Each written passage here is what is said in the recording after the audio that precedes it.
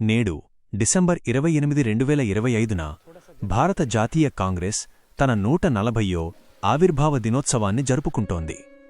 ఢిల్లీలోని కాంగ్రెస్ ప్రధాన కార్యాలయం ఇందిరా భవన్లో పార్టీ అధ్యక్షుడు మల్లికార్జున్ ఖర్గే జాతీయ జెండాను ఎగురవేశారు. ఈ కార్యక్రమంలో సోనియా గాంధీ, రాహుల్ గాంధీ మరియు ఇతర ముఖ్య నాయకులు పాల్గొన్నారు. కాంగ్రెస్ పార్టీ ప్రయాణమంటే కేవలం ఒక పార్టీ చరిత్ర మాత్రమే కాదు, అది ఆధునిక భారతదేశ చరిత్ర కూడా. 1885 నుండి నేటి వరకు ఆ పార్టీ ప్రయాణంలోని మైలురాళ్లు ఇక్కడ ఉన్నాయి.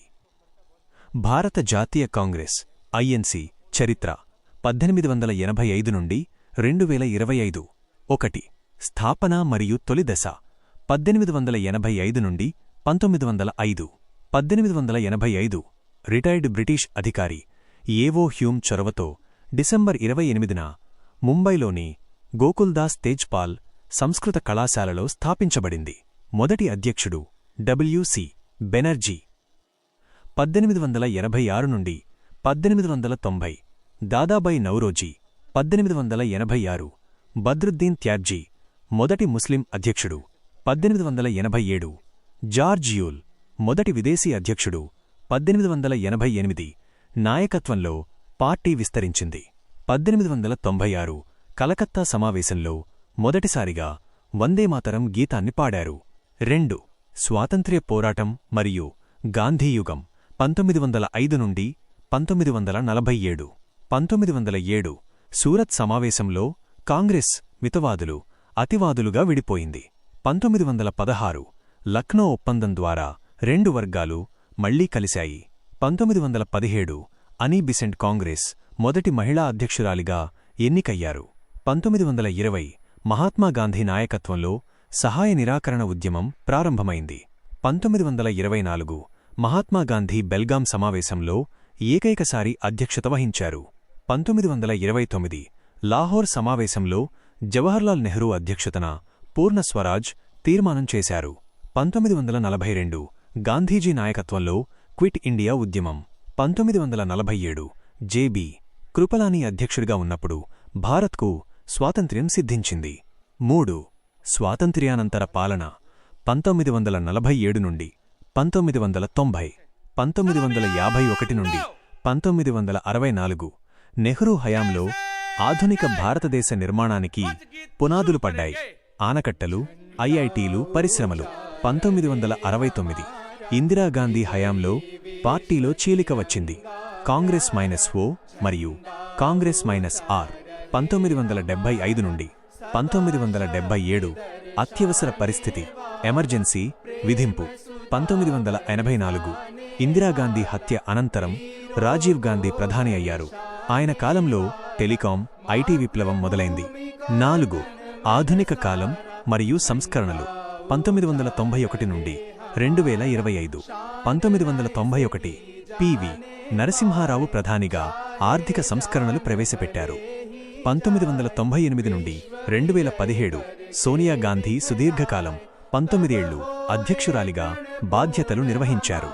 2004 నుండి 2014 మన్మోహన్ సింగ్ నేతృత్వంలో యూపీఏ ప్రభుత్వం ఆర్టీఐ, ఉపాధి హామీ, ఎంజీఎన్ఆర్ఈజీఏ, విద్యా హక్కు చట్టాలను తెచ్చారు. 2017 నుండి 2019 రాహుల్ గాంధీ అధ్యక్ష బాధ్యతలు. 2022 దాదాపు 24 ఏళ్ల తర్వాత గాంధీయేతర వ్యక్తిగా మల్లికార్జున్ ఖర్గే అధ్యక్షుడిగా ఎన్నికయ్యారు. 2024 నుండి 2025, 2024 ఎన్నికలలో పార్టీ పుంజుకుని లోక్సభలో ప్రధాన ప్రతిపక్ష హోదాను పొందింది. ముఖ్యమైన రికార్డులు. మొదటి మహిళా అధ్యక్షురాలు అనీ బిసెంట్ 1917. మొదటి భారతీయ మహిళా అధ్యక్షురాలు సరోజినీ నాయుడు 1925. అతి చిన్న వయసులో అధ్యక్షుడు మౌలానా అబుల్ కలాం ఆజాద్. అత్యధిక కాలం అధ్యక్షురాలు సోనియా గాంధీ. నేటి 140వ ఆవిర్భావ దినోత్సవం సందర్భంగా ఖర్గే మాట్లాడుతూ కాంగ్రెస్ చరిత్ర సత్యం, అహింస మరియు త్యాగాల గాథ. రాజ్యాంగ విలువలను కాపాడటమే మా తక్షణ కర్తవ్యం అని ప్రకటించారు. నేటి భారతదేశ సామాజిక, రాజకీయ పరిస్థితులు 1947 నాటి పరిస్థితులకు భిన్నంగా ఉన్నాయి. ప్రస్తుతం దేశంలో ఉన్న ఆర్థిక అసమానతలు, నిరుద్యోగం మరియు సామాజిక విభజన వంటి సవాళ్లను ఎదుర్కోవడానికి కాంగ్రెస్ వంటి పాతతరం పార్టీలు కేవలం రాజకీయ వ్యూహాలతోనే కాకుండా క్షేత్రస్థాయి ఉద్యమాలతో ముందుకు వెళ్లాల్సిన అవసరముంది. నేటి పరిస్థితులకు అనుగుణంగా పార్టీని ముందుకు తీసుకెళ్లేందుకు అవసరమైన మార్గాలపై ఒక విశ్లేషణ. నేటి భారత్, ఆకాంక్షల భారత్, ఆస్పిరేషనల్ ఇండియా. ఇక్కడి యువతకు వేగవంతమైన వృద్ధి, ఉపాధి కావాలి. కాంగ్రెస్ తన 140 ఏళ్ల అనుభవాన్ని నేటి యువత ఆకాంక్షలతో జోడించి క్షేత్రస్థాయి పోరాటాలను ఉధృతం చేస్తేనే భవిష్యత్తులో విజయవంతమవుతుంది. నవ్య తరహా ఉద్యమాలు, న్యూ ఏజ్ మూవ్మెంట్స్ గతంలోలాగా కేవలం ధర్నాలు, బంద్లకే పరిమితం కాకుండా ప్రజల దైనందిన జీవితాన్ని ప్రభావితం చేసే అంశాలపై నిర్మాణాత్మక ఉద్యమాలు చేపట్టాలి. ఆర్థిక ఉద్యమం, పెరుగుతున్న ధరలు, నిరుద్యోగంపై కేవలం ప్రకటనలు చేయకుండా యువతతో కలిసి ఉపాధి హక్కు కోసం పోరాడాలి. డిజిటల్ సత్యాగ్రహం. నేడు సోషల్ మీడియా ఒక యుద్ధభూమి. తప్పుడు ప్రచారాలను, ఫేక్ న్యూస్ అడ్డుకుంటూ వాస్తవాలను ప్రజల్లోకి తీసుకెళ్లడం కూడా ఒక రకమైన ఆధునిక ఉద్యమమే. భావజాల స్పష్టత, ఐడియాలజికల్ క్లారిటీ. కాంగ్రెస్ పార్టీ తన పునాది భావజాలమైన సమ్మిళిత అభివృద్ధి, ఇన్క్లూజివ్ గ్రోత్ మరియు లౌకికవాదంపై స్పష్టతతో ఉండాలి. మెజారిటీ లేదా మైనారిటీ రాజకీయాలు కాకుండా భారతీయులందరికీ సమాన హక్కులు అనే గాంధీజీ సిద్ధాంతాన్ని నేటి తరానికి అర్థమయ్యేలా చెప్పాలి. రాజ్యాంగ విలువలను కాపాడటమనేది నేడు ఒక రాజకీయ నినాదం కంటే ఒక ప్రజా ఉద్యమంగా మారాలి. క్షేత్రస్థాయిలో పునర్నిర్మాణం, గ్రౌండ్ లెవెల్ కనెక్ట్. నాయకులు కేవలం ఎన్నికల సమయంలోనే కాకుండా ప్రజల కష్టసుఖాల్లో తోడుండాలి. పాదయాత్రలు, భారత్ జోడో యాత్ర వంటి కార్యక్రమాలు నాయకుడికి ప్రజలకు మధ్య ఉన్న దూరాన్ని తగ్గిస్తాయి. ఇలాంటి యాత్రలు నిరంతరం కొనసాగాలి. క్యాడర్ బలోపేతం.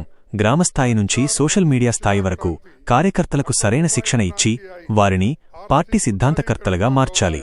పరిష్కార మార్గాల ప్రత్యామ్నాయం, ఆల్టర్నేటివ్ సొల్యూషన్స్. ప్రభుత్వాన్ని విమర్శించడమే కాకుండా తాము అధికారంలోకి వస్తే ఏ విధమైన ప్రత్యామ్నాయ పాలన అందిస్తామో బ్లూప్రింట్తో ప్రజల ముందుకు వెళ్లాలి. ఉదాహరణకు గ్రీన్ ఎనర్జీ, ఏఐ టెక్నాలజీ మరియు వ్యవసాయ రంగంలో విప్లవాత్మక మార్పులపై స్పష్టమైన హామీలు ఉండాలి. ఉద్యమాలు అవసరమా? ఖచ్చితంగా అవసరం. ప్రజాస్వామ్యంలో విపక్షాల ప్రధాన ఆయుధం పోరాటం. చట్టసభల్లో గొంతు నొక్కబడినప్పుడు రోడ్లే వేదికగా మారాలి. ఉద్యమాలు ప్రజల్లో పార్టీ పట్ల నమ్మకాన్ని కలిగిస్తాయి. పార్టీ కేవలం అధికారం కోసం కాకుండా తమ కోసం పోరాడుతుందనే భావన సామాన్యుడికి కలగాలి. భారత జాతీయ కాంగ్రెస్ 140వ ఆవిర్భావ దినోత్సవం సందర్భంగా దేశ ప్రజలకు మరియు కాంగ్రెస్ కార్యకర్తలకు DN 24/7 న్యూస్ నెట్వర్క్ తరపున హృదయపూర్వక శుభాకాంక్షలు.